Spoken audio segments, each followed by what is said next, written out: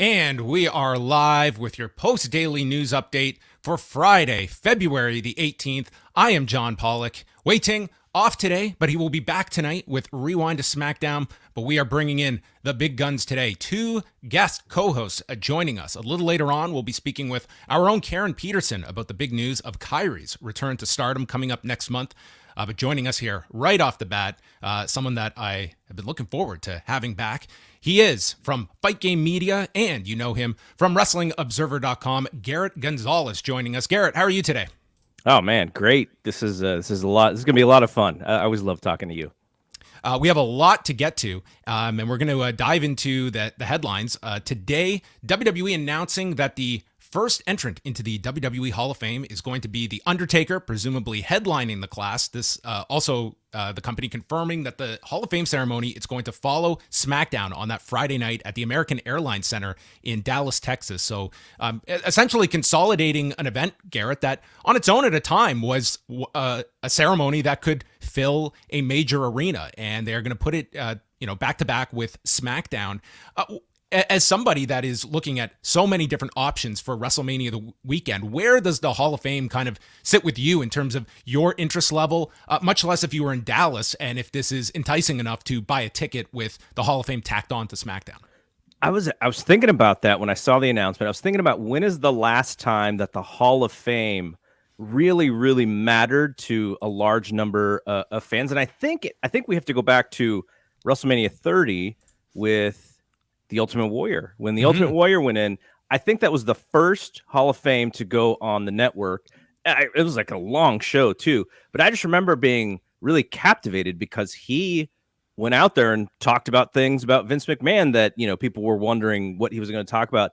But since then, I haven't felt that the Hall of Fame is as big of an event. And the previous two, so I went to WrestleMania 31, which was in my hometown, was at the Hall of Fame and left early because I just thought like this thing doesn't have the same gravitas that it used to. And then in 32 and 34, I didn't stay for WrestleMania, but I was there that week and we skipped it too. And I think it's because just the guests or the Hall of Famers actually, they started, you weren't getting the big guns anymore. And they were trying to combine folks. Like all of a sudden the NWO goes in when we've already seen Hogan go in. So, it's going to get long in the tooth. And this is the perfect guy to really bring it back, though. Like you said, it's not its own event. It's on the back end of SmackDown. So I think it'll be a fun thing. If you're an Undertaker fan, this is great. He's hopefully going to be able to talk about all the different things and the streak, and we'll hear about that.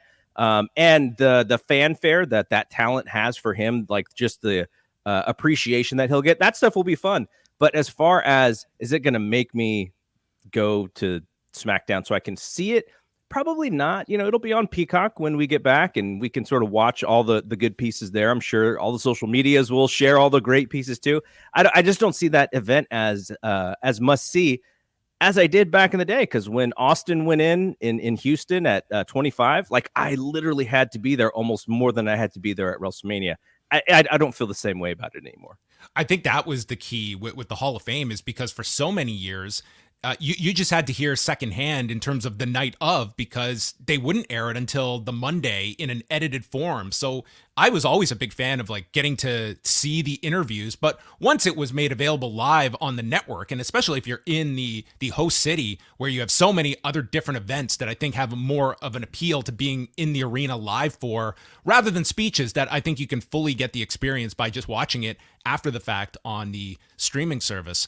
I also want to bring to light the fact that Garrett officially gets the Post Wrestling Daily News Show Award for the best backdrop. So for those that are listening, this is definitely one show that you want to go watch for, a tremendous backdrop. But I'm also curious kind of how deep they go in terms of a number of entrants into this year's Hall of Fame, because that suddenly turns into a very long night if you are sitting through SmackDown, much less if you're turning around where the NXT show is coming up the next afternoon. You've got a whole night of WrestleMania the Saturday night. Even if you're just taking in WWE events, they are seeming to pack it all into several days rather than spread them out.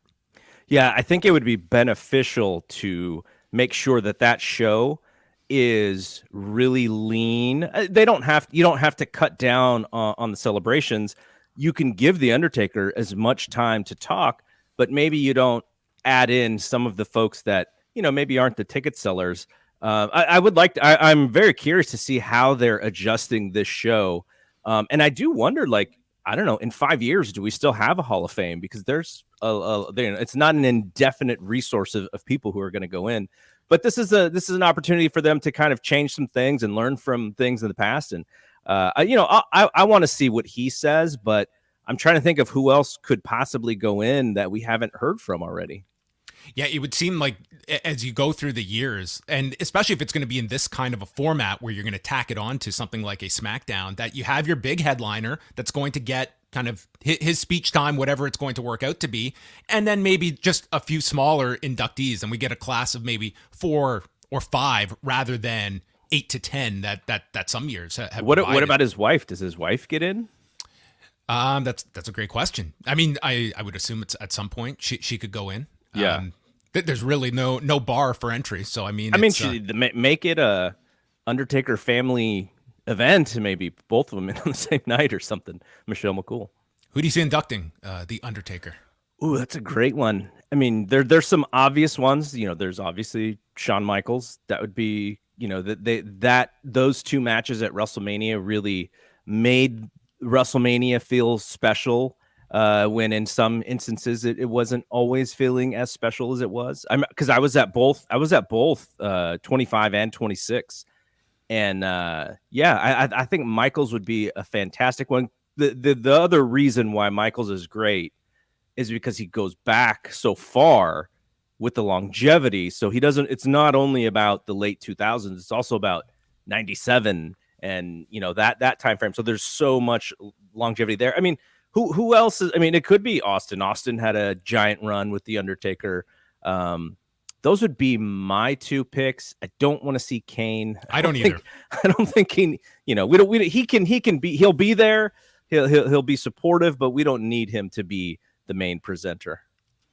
Moving over to AEW Dynamite on Wednesday, of course, so much focus on AEW this week in light of the departures of Brandy and Cody Rhodes, and maybe somewhat surprising of Dynamite posting its lowest figures thus far of the very short TBS era. 869,000 viewers, 406,000 in the 18 to 49 demo. So they were down 23% in viewership this week, 25 in the main demo.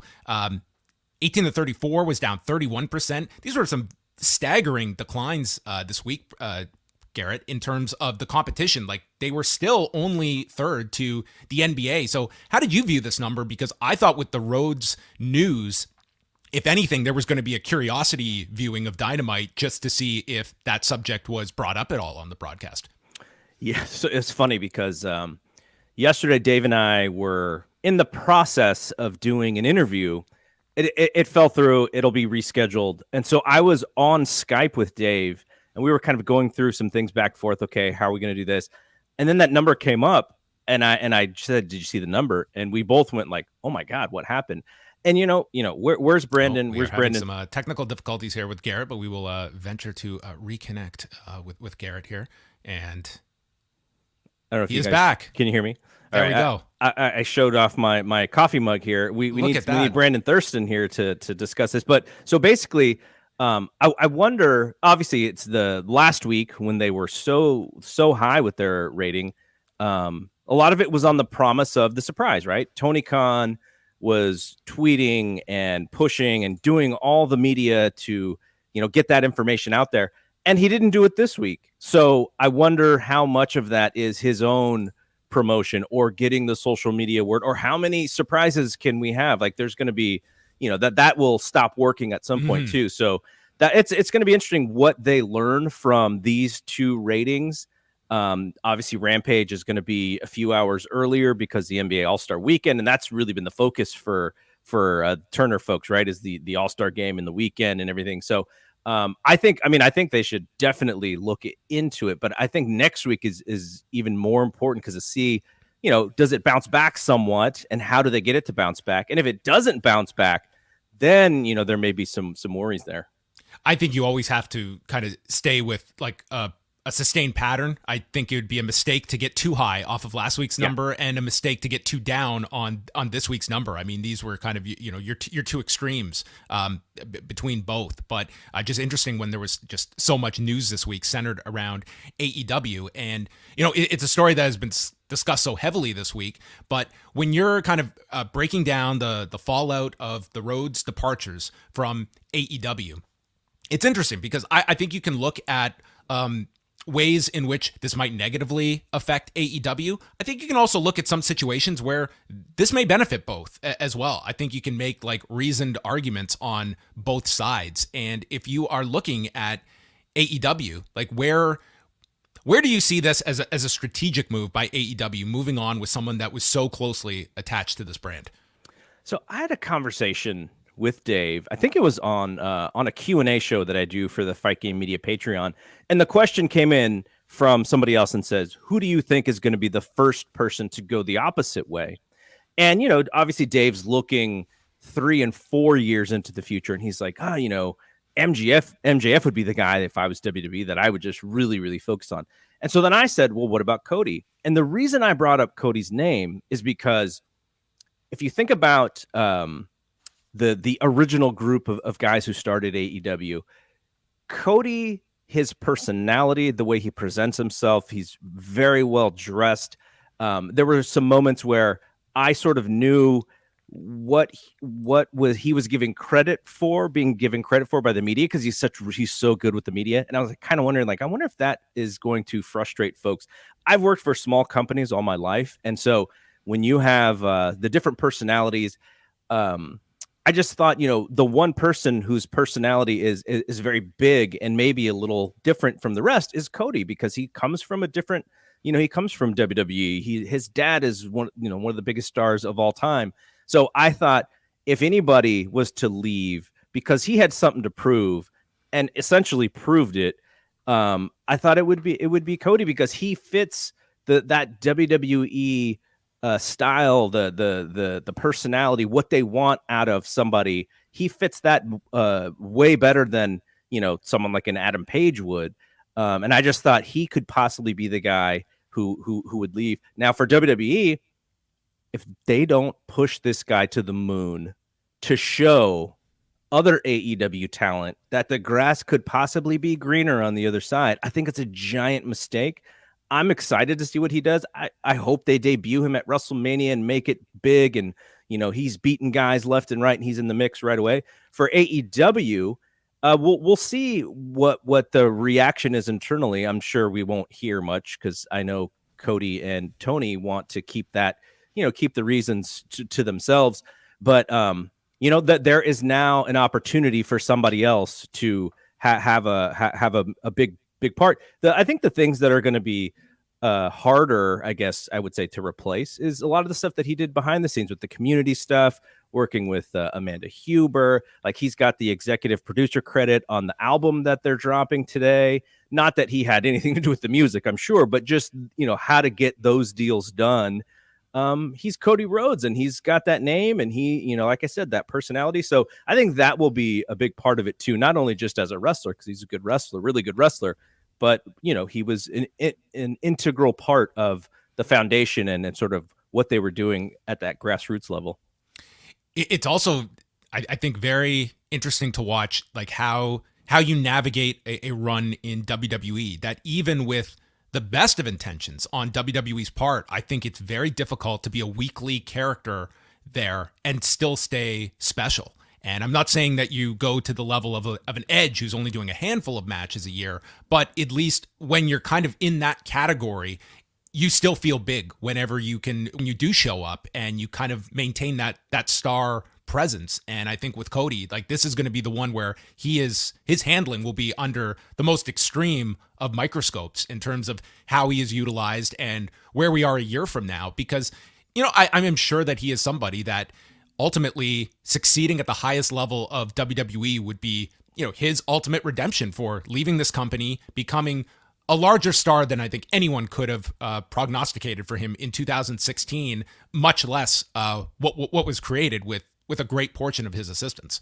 And the other thing for him is, if he does go to WWE, which I think we all think is going to happen, what is his money value? Because part of being a top person in that company, if you make a lot of money, then they're going to think twice about marginalizing you, I think. And so whatever that number is that he comes in at, I think is an important thing, because then there's going to be, all these people who are like, I want to beat him. I want to beat him. Like, how that works, in the back and stuff. It's like, setting up guys so that they could beat them. But I think, if he comes in at a high value, I think hopefully he'll have some say. Hopefully he can protect himself. Hopefully they will protect him. And because I think there's so much opportunity in him doing well, not only for his run, but for attracting other people who may have been turned off from WWE. I'm going to ask you to speculate a little bit here. And like what we can gather is that, there was an option for Cody that in theory, Tony Khan could have activated and opted not to. And it does create a ripple effect, not just within the body of your wrestling program, but with your broadcast partners on top of it. If you are trying to get into the head of Tony Khan, and you have seen how Cody has been received on television, positively and negatively, like I think there's weight on both sides of that argument. Like, what is your best understanding of why Tony Khan doesn't just avoid all of this and enact an option, providing like that was on the table, that he had the power to do so? Yeah, that's like the $1 million question. And it was immediately the first thing I asked Dave, because I'm used to, the NBA. The NBA would pick up the option immediately because it's more favorable to their economics, and then figure out what to do later. And Tony decided against it. I mean, I'm thinking Cody, they have a good relationship. They started the company together. So there's more than just a GM talent relationship there. And if the guy isn't happy, or if things aren't going well, I'm sure Tony looks at it in both ways of running a company and in a friendship. And there could be some, there could be something there with, he just was like, look, I just want this guy to be happy. Now, Cody does have a significant other who also works at the company. And when, you have to look out for each other, essentially, you're sort of a twosome. You're not two singular folks, especially when you're in a marriage. So there could have been something there. I just think that, Tony thought, we want to make this the best for everybody, not just what makes the most fiscal sense for AEW, because there are no trades, right? You can't trade him to WWE for 3 prospects to be named later. Like, that's not how this thing works. And do you want somebody who's possibly not totally happy, in your locker room? Yeah, that's sort of my best guess. But again, Tony and Cody have both said that they're going to keep that story to themselves. And maybe we'll find out at some point, later down the line. But right now, that's sort of my best guess. It's very intriguing. And as well, when you look at just the long-term picture, when other major names come up, we're going to be entering, like, it's not going to be too far from now when we're looking at these television deals that everyone has their attention on from both WWE and AEW. And for talent, that their deals are coming up, once you have your next set of deals locked in, you might be looking at a sizable amount of money that you can play with on top of what we're talking about now. So the economics could work out where some key deals come up, and talent could very well benefit from that if this becomes a war of each side trying to top the other and grab major stars. Yeah. And, when you sign a contract in the beginning, right, and you're loyal and Tony is loyal to you, and you get this long deal and you're happy, the economics can change literally the next day, and someone else can come in, and all of a sudden, maybe you're in the current market, you're now being underpaid. Like, that's a thing that we haven't seen in wrestling in a while because of the lack of competition. But, if they sign that deal and maybe Cody's option is not worth what his value is. And what is his value? Well, his value is literally what WWE would pay him if he was a free agent. And so, there's something there too, because, you see Moxley comes in, and Punk comes in, and Danielson comes in. So, the economics immediately change. And maybe he also looked at it that way, which is, my option is for X, and I'm probably worth more than X at this point. So what does that mean, we also don't know if we know what the number is. If he does sign with WWE, that could tell us something too. Also coming out today was Tony Khan did appear on a Busted Open Radio for his weekly appearance and noted that he is working on something pretty big. It would be massive and something that not a lot of people would either expect or think what it is. So you don't get more veiled and cryptic than that. And I think that alone will very much deflect, I think, from, okay, the Rhodes are leaving, and now it's what is he talking about? So I think that was like very strategic on his part, that people are now going to be focusing, okay, those two have left now, who is potentially coming or what is coming, given this was, I've not heard the interview, but sounds very veiled. I heard that yesterday as well. And, I imagine the reason for the, leaving it out there like that is probably because he doesn't want to say something that's not going to happen. He can also use it to tease if it's related to on screen. It could be, a number of different things related to partnerships or whatever. But yeah, so, it's smart to not, I found it interesting that he did promote it, because now people are expecting something. So he must feel really good about it at the same time.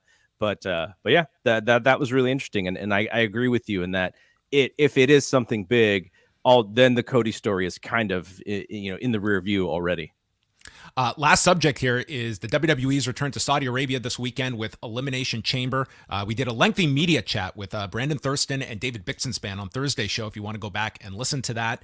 But in terms of the actual card itself, Garrett, of course, a lot of attention on, number one, 3 women's matches on this card, which is a record for their cards in Saudi Arabia. The men's Elimination Chamber match with Bobby Lashley defending the WWE Championship, and then Roman Reigns defending the Universal title against Bill Goldberg. So if you are looking on paper at what are going to be the newsworthy elements coming out of this show and sort of shaping the route to WrestleMania, are you seeing Brock Lesnar coming out as champion in this? Because there's certainly the argument against putting Brock in this match, if not to put the title on him.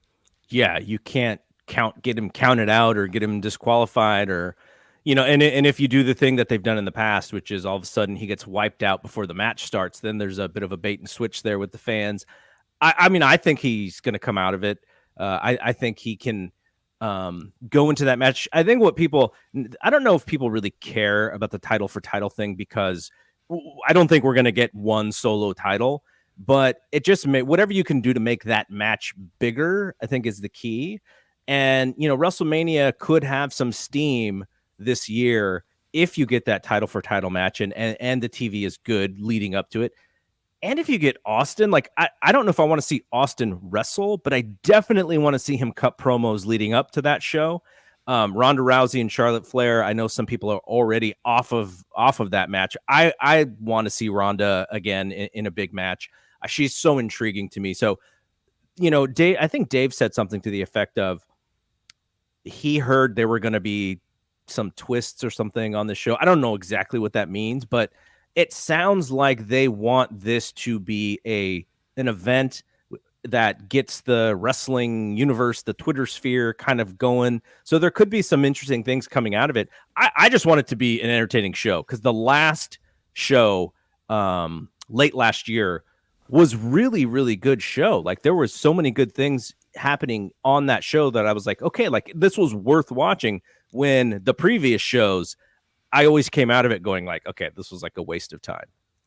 I think on top of it, if you are going the title versus title direction, like, the natural question is, how does that set up Raw without a championship and all of those people? But when you're bringing in all of these X factors, like the potential of a Cody Rhodes, of a Steve Austin with Kevin Owens, I mean, that really props up Raw if they don't have a championship picture on that show and you want to build up Reigns and Lesnar. And it would seem like, just with all these different items percolating, that there's going to be a lot of buzz, I think, for WrestleMania over these next 6 weeks, in terms of, especially having an Austin once that is announced, and what that means for tickets, and, ultimately, justifying this 2-night experiment to try and sell this amount of tickets for both nights at such a large venue. Yeah, WrestleMania needs to feel big, and I think they're doing a really good job about making people care, because, a lot of people, and I noticed this at the Royal Rumble, a lot of people who don't watch WWE all year long, they come back for the Rumble, and that Rumble positively or negatively, for whatever reason, I heard a lot of negative things on it. I was like, it's okay.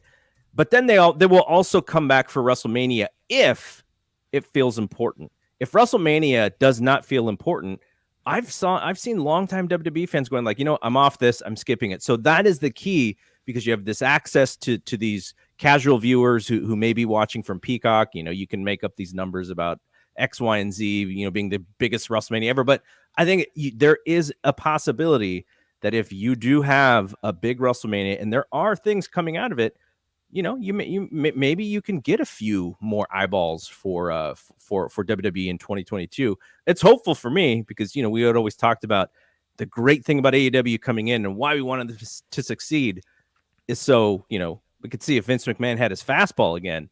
And so far, not really, but we'll see. Maybe with this Cody thing, get Austin back. We got this big WrestleMania main event. Ronda's back. It feels like it's actually WrestleMania. Garrett, it's always great to catch up with you. For those that want to check out more, tell us a bit about what is coming up, both on the Observer site with you and Dave and over at Fight Game Media. Yeah, so Wrestling Observer Radio, I think, I'm crossing my fingers, maybe this is a Tony Khan-like promotion here. We have something possibly big tonight, so just be ready for it. Good interview happening, and then also, we did the Cody show on Tuesday. I feel like I've recorded a podcast like every day this week. Big week. I also do We're Live Pal with Andrew Zarian, which is a video show on the YouTube channel, and the podcast is also on F4W online. And then my own stuff at Fight Game Media. Just follow us at Fight Game Media on Twitter. We have a podcast network. We have a Patreon as well. Doing some really cool stuff, not necessarily only mainstream stuff either. So I think people have been enjoying that. But yeah, otherwise, really appreciate you having me. I love talking to you whenever we get the chance. Pleasure is all mine, Garrett. We'll definitely do it again, and all the best with everything you've got going on. You're a busy man, and we thank you for taking some time to join us today on the show. Thank you. All right. That was Garrett Gonzales. Everyone, check out all of his great work at WrestlingObserver.com, Fight Game Media. And there, we've already had a packed show. How can we make it bigger? Well, we're bringing in Karen Peterson live here on the Post Daily News Show, because huge news coming out of Japan earlier this morning. Karen, welcome to the show. Welcome. It is my first Post Daily News Show. I'm very excited to be here. You know what? A giant story. I had to put out the bat signal this morning, and Karen was quick to accept our invitation to come on. It was one of those things where, I've been covering it through my coverage for Post, and I was like, I'm not gonna jinx it. I'm just gonna hold my breath. I'm gonna wait. I'm not gonna celebrate until it was really, really real. And today, happy Pirate Day, John. It is Kyrie, not Kairi Sane. It is Kyrie, all caps, no last name day. That's right. The last name is gone. Hojo out, Sane out. It is Kyrie. So for those that maybe were not familiar with the news coming out of the press conference this morning, why don't you just bring us up to speed on kind of the lead up to this announcement and what ultimately was revealed this morning? Back after the Wrestle Kingdom showcase that Saya Kamitani participated in with Mayu Iwatani, Starlight Kid, and Tam Nakano, she decided she was going to propose a match against, of all people, the other owner of the Phoenix Splash, Kota Ibushi. So she interrupts a secret meeting backstage with Rasi Ogawa, the executive producer of Stardom. And in the room, there is a individual with a white bucket hat, white jacket, but you only see them from the back. And Saya walks in, interrupts the meeting, and takes a look at them. And after she accidentally spilled the beans during her promo for the 5-Star Grand Prix, the storyline they ran with was, can Saya Kamitani keep a secret? And the truth is, she can't. No.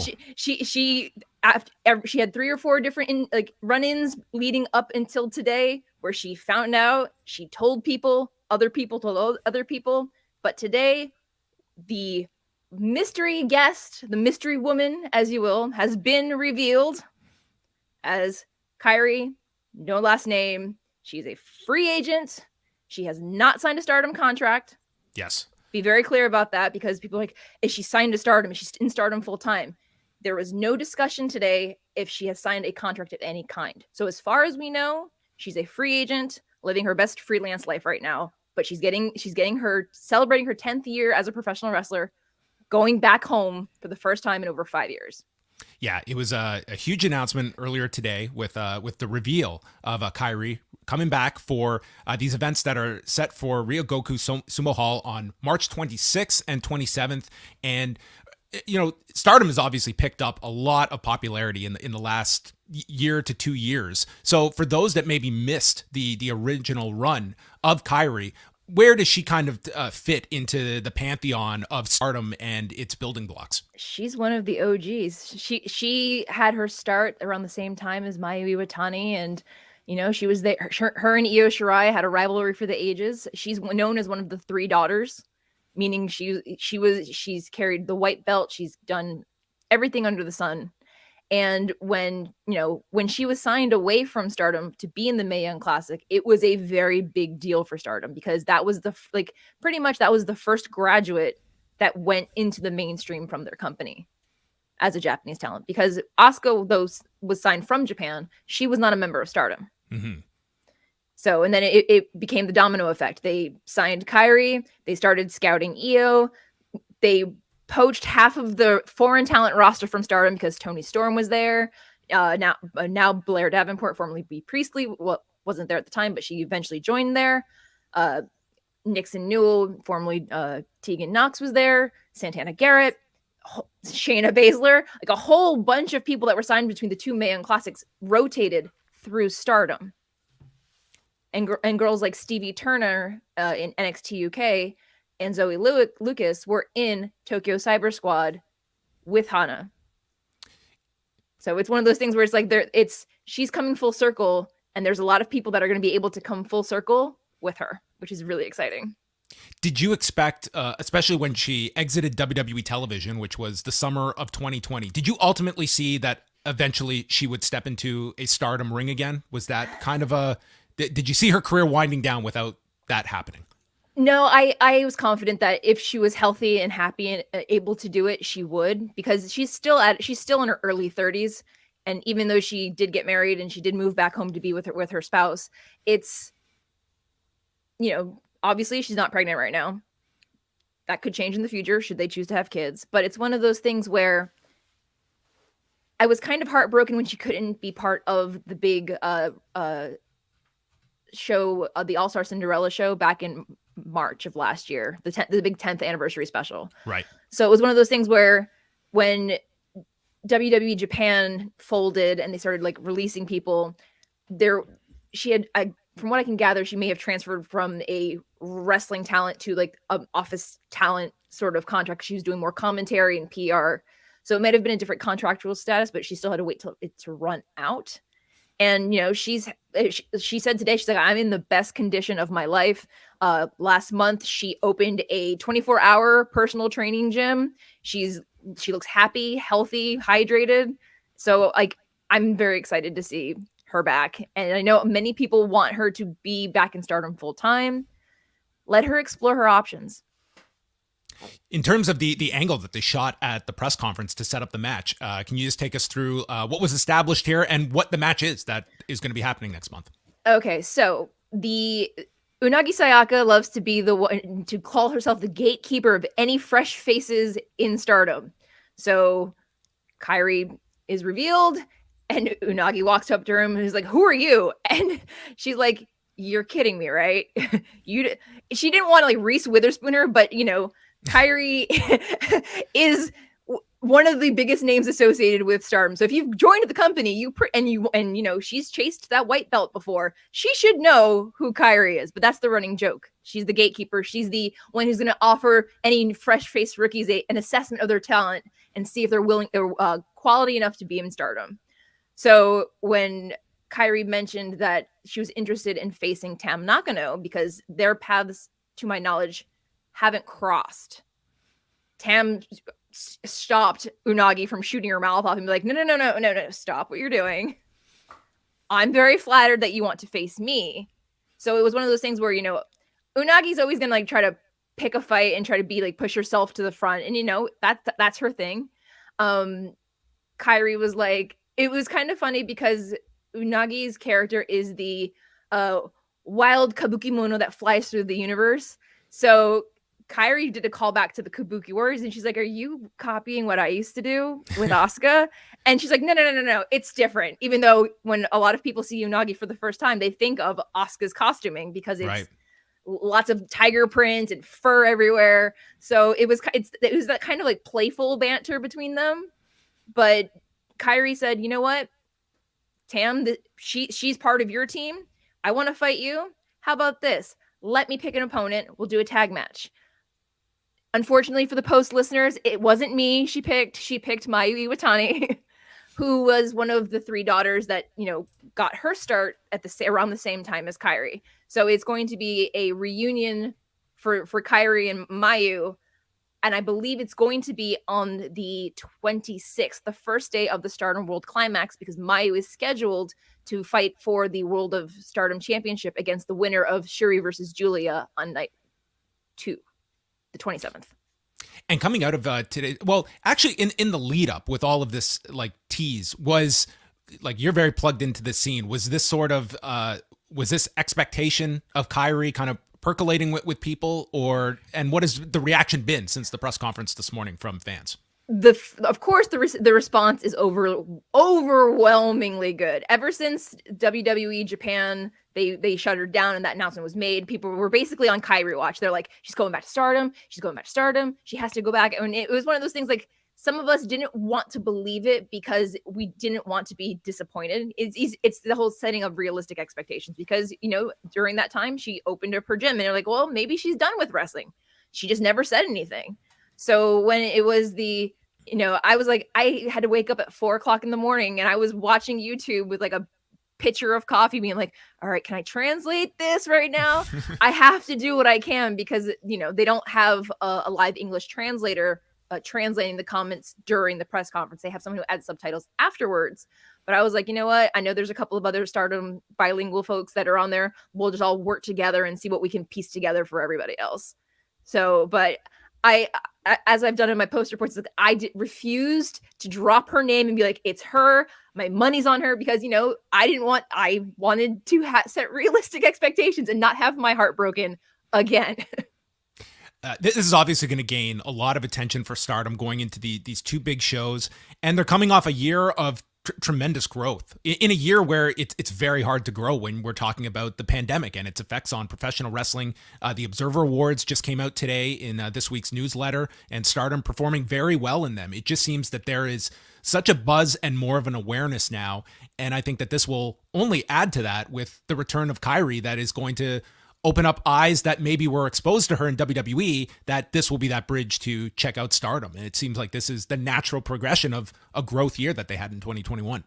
If you are a novice to Stardom, or you have no idea about Stardom and you're thinking to yourself, oh man, maybe I should get into it, but I'm not really sure. If you are a Kairi Sane fan and you've been a Kairi Sane fan, now is the time. You've got a month and a half. You can go on Stardom's YouTube page. They post a lot of free matches. You can learn a little bit here and there about all the different factions. Over on Post Wrestling, there's some great Stardom reports that can kind of fill in some of the gaps for you if you're interested in those kinds of things. Yes. But the thing is that once those tickets for that March 26th and 7th weekend, that World Climax, goes on sale, now that Kyrie is pretty much confirmed to be on either and or both of those shows, especially because after she finished with the Cosmic Angels, she was doing her photo op, and Oedo Tai decided to drop her like third period French and the 3 choices they had to take her out were Momo Watanabe, Natsuko Tora, and Starlight Kid. When Kyrie was last in Stardom, they were all rookies and trainees or just debuting, and they were all not in Oedo Tai. They were all baby faces. So there was the comment today that Kyrie made, and she's like, there are times where, you may have to do bad things and be a bad person to figure out who you are as a wrestler. And I think that was a callback to when she and Asuka as the Kabuki Warriors had to turn heel, even though they were so beloved, it didn't really work. But I think that possibly as Queen's Quest sort of starts transitioning out of that feud with Oedo Tai, Kyrie is going to start getting involved in it, or she's going to, she'll pick up where EO left off and help Queen's Quest out for a little bit. We'll see what happens. We have a couple of super chats here. The first one was asking about Tony Khan's massive announcement that he is teasing, but also, who do you think is the other woman signing that was teased in Stardom? Any speculation, Karen, that you want to make? So this was the interesting thing, because this was released on the just on the social media after the press conference went off the air. Saya Kamitani walks up to a woman with a white bucket hat and a white jacket and starts apologizing for telling people that she was coming to Stardom. And then from out of the frame, Kyrie walks in and is like, how many people did you tell? Because everybody seemed to know I was going to be here. And Saya has this crisis of faith. She's like, wait a minute. And realizes that Rossi had more than one special guest. Now, looking at the haircut of the individual, I have a couple of ideas. The first person that popped in my mind was Saori Anno, and she's tagged with Kyrie in the past. She's also a freelancer. The only hesitation I would have to put that impetus on her is that she's also the ambassador, one of the ambassadors and lead wrestlers this year for the Hana Kimura Memorial Show.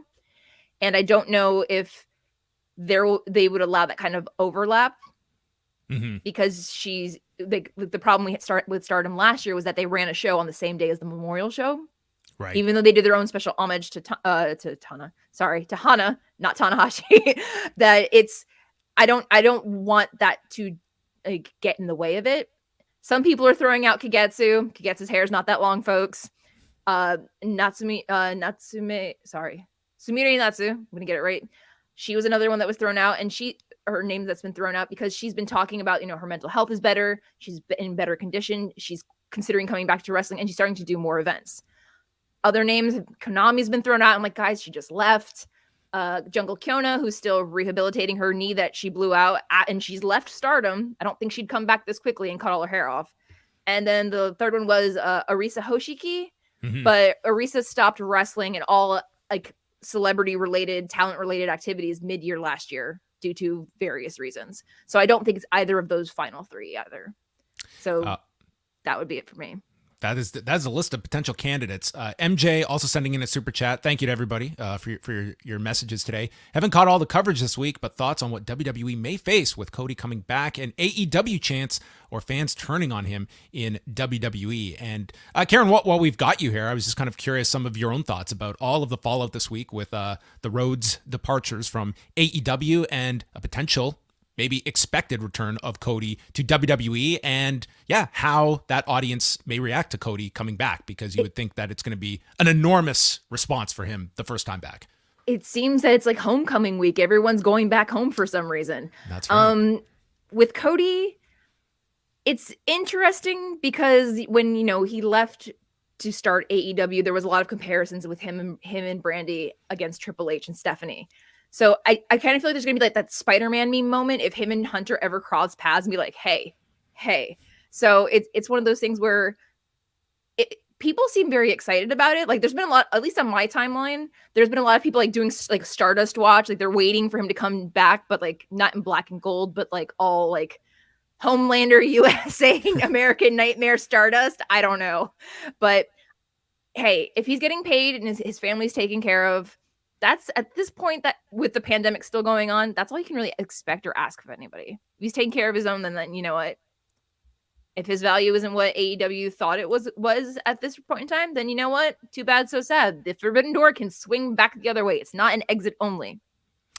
Wise words from Karen Peterson. And it's a very busy weekend coming up. Of course, we've got both taped editions tonight of SmackDown and Rampage, with Rampage airing several hours earlier. It'll be on at 7 Eastern, WWE Elimination Chamber on Saturday, and 2 New Japan shows from Hokkaido. You'll have Hiroshi Tanahashi against Sonata on the first night for the United States Championship. And then late Saturday night, it will be Kazuchika Okada taking on Tetsuya Naito.